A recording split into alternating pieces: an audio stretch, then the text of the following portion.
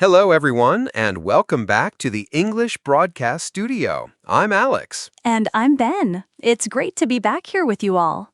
Ben, some topics just organically pop up in conversation.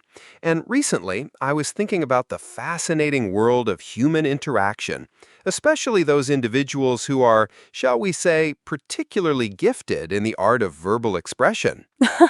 I think I know where this is going, Alex.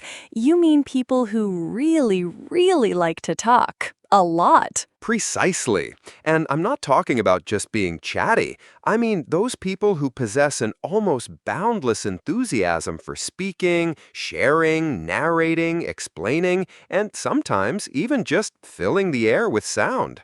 Today, we're going to dive into describing one such person I know, exploring what makes them tick, how they communicate, and the unique dynamic they bring to any gathering. I'm really looking forward to this, Alex. I think most of our listeners can relate to having someone like this in their lives.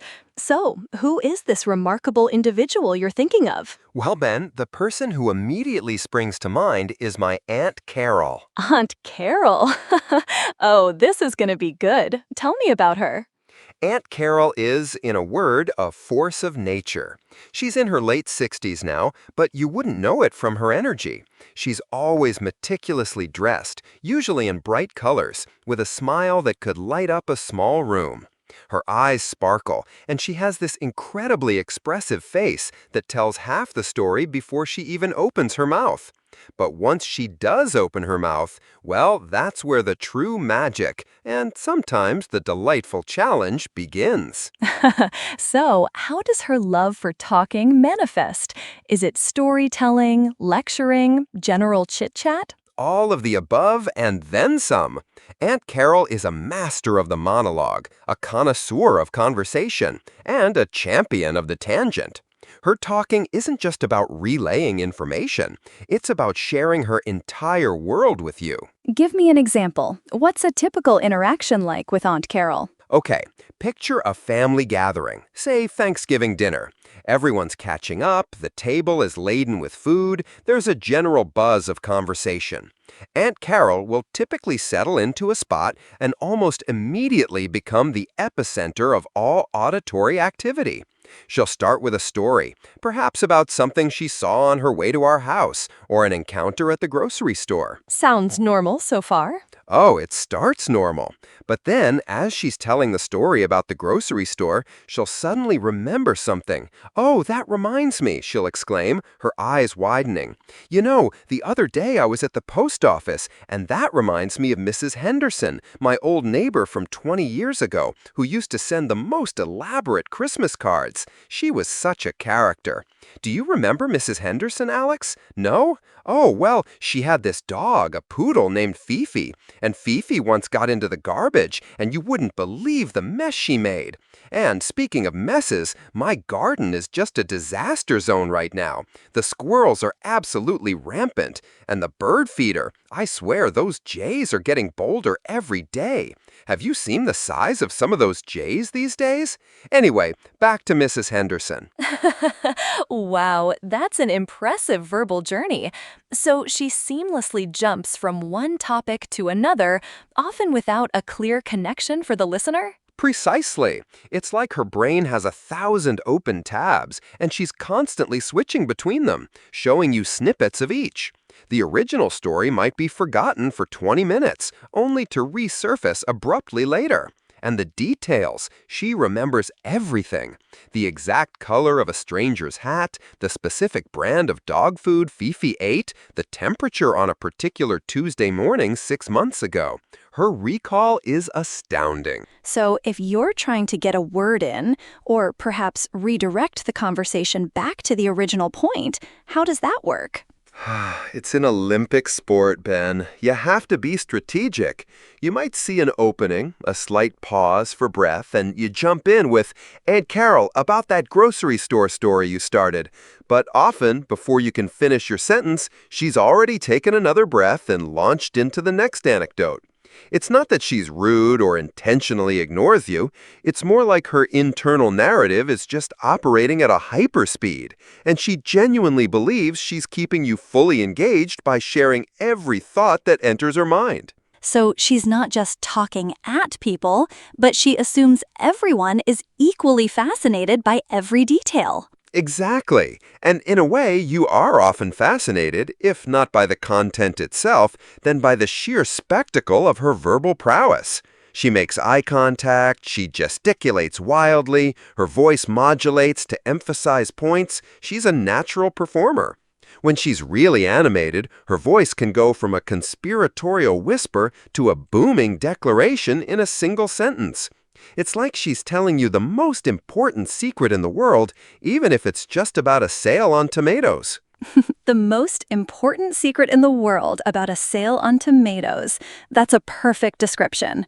How about on the phone? Is it different, or is it even more intense without the visual cues? The phone call with Aunt Carol is legendary. You call her for a quick happy birthday or to ask a simple question. Let's say, Aunt Carol, what time is dinner on Sunday?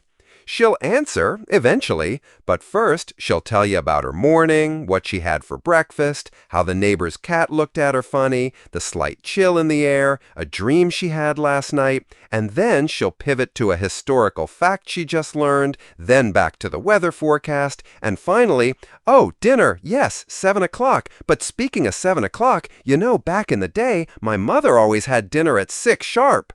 You'll often find yourself pacing your house, holding the phone away from your ear, occasionally mumbling, uh-huh, right, or really? So, what's the longest phone call you've had with her for what was supposed to be a simple question? Oh, easily an hour and a half for a 5-minute question, and at the end, you hang up feeling like you've just run a marathon, but also strangely informed about a dozen random topics you didn't even know you were interested in. That's incredible.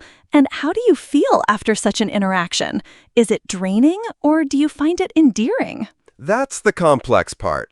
Honestly, it can be draining, especially if you're tired or if you actually do need to convey something specific. Sometimes I find myself mentally rehearsing my exit strategy before I even say hello. Okay, I'll give her 20 minutes, then I have to remember an urgent appointment. But despite all that, it's also incredibly endearing. Why endearing? What makes her talkativeness a positive trait in your eyes? Because it comes from a place of pure, unadulterated enthusiasm and a genuine desire to connect. Aunt Carol isn't talking because she's insecure or because she wants to dominate. She talks because she is brimming with life, full of observations, memories, opinions, and love, and she wants to share all of it with you.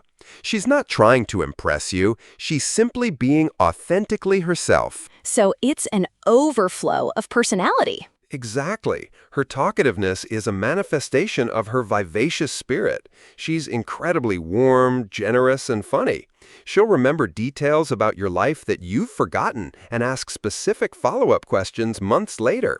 She truly listens, even if she rarely waits for a full answer before launching into her next thought. She's also fiercely loyal and incredibly supportive. That's an important distinction. It's not about ego, it's about connection. Absolutely. And because of that, you forgive the fact that you rarely get a word in edgewise. You appreciate the unique entertainment she provides. Family gatherings wouldn't be the same without her booming laughter and her endless stream of stories. In a way, she's the narrative backbone of our family history, keeping all the stories, big and small, alive through constant retelling. Has anyone ever tried to gently hint that she talks a lot? Oh yes, countless times, usually with humor. Someone might say, Aunt Carol, are you ever going to let someone else finish a sentence? Or, Aunt Carol, do you need to take a breath? And she'll just laugh, a hearty, unapologetic laugh, and say, oh, I know, I just have so much to say. And then she'll launch into a story about how her mother used to tell her the exact same thing. So even the feedback loops back into another anecdote. That's truly fascinating. It sounds like she's developed a unique form of conversational art. What do you think makes someone like her talk so much? Is it nature, nurture, a combination? I think it's a combination. For Aunt Carol, I believe it's largely her innate personality. She's always been this way. She processes thoughts verbally. It's almost like her internal monologue becomes an external dialogue, even when no one else is actively participating. She's also genuinely curious about the world and connects dots in ways that many people don't, which then fuels more things for her to talk about. And she truly loves people. She thrives on interaction, and talking is her primary way of engaging with the world around her. That makes a lot of sense. So, in essence, Aunt Carol isn't just a person who talks a lot. She's a vibrant, living library of stories, memories, and observations, whose primary mode of expression is an endless, effervescent stream of words. You've hit the nail on the head, Ben. She's a one-woman show, a walking, talking history book, and a source of endless amusement and affection for everyone who knows her. Her voice is the soundtrack to many of our most cherished family memories. And while she might leave you feeling a little vocally exhausted, you also leave feeling full, if that makes sense. Full of stories, full of her unique perspective, and full of the warmth of her personality. It makes perfect sense. It's clear she's a beloved figure, and her talkativeness is just one fascinating facet of her wonderful character. Thank you for sharing such a vivid and heartfelt description, Alex. I think many listeners will instantly recognize a version of Aunt Carol in their own lives. My pleasure, Ben. And speaking of listeners, we'd love to hear from you. Do you have an Aunt Carol or a friend or a colleague who just loves to talk? What are their unique verbal quirks? How do you navigate those conversations? Share your stories with us in the comments or on our social media channels. Yes, please do. Communication is a two-way street, but sometimes it's a very long two-way street that one person is driving down at top speed. On that note, we're going to wrap up this episode of the English Broadcast Studio. Thank you so much for tuning in. We love having you with us. Don't forget to subscribe, rate, and review our podcast wherever you listen so you don't miss our next episode. Until then, keep those conversations flowing and perhaps practice your active listening. I'm Alex. And I'm Ben. We'll talk to you next time.